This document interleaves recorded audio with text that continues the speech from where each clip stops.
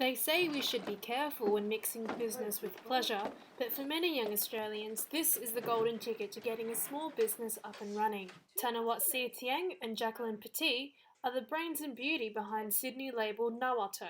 When they're not studying or working part-time jobs, they're here, taking care of online orders, planning shoots, or experimenting with different fabrics and cuts. Unhappy with the restrictions placed on him in the Aussie fashion market, Tanawat enjoys the creative freedom of working for himself.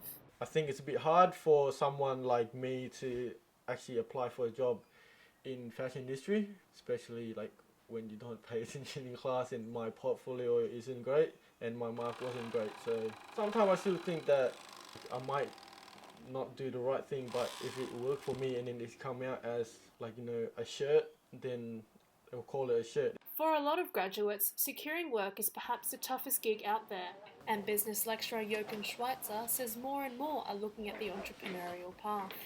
I think it has to do with just wanting to be your own boss and making your own mistakes maybe, and testing the field a little bit, but also it's a generational thing as well. I think new generations are more and more interested in just fulfilling their own needs and not so much working on somebody else's agenda. But it's definitely not smooth sailing. Nawato may be close to celebrating its first birthday, but this past year has been a big learning experience for the couple. We had no experience in any of it. We didn't know what our first step was to take. You're young and you haven't saved up a whole lot to start a business. That's when it's definitely difficult. You have a lot of restrictions on what you can do. We are starting small and building up, getting more sales and investing more into it. But they're gaining traction.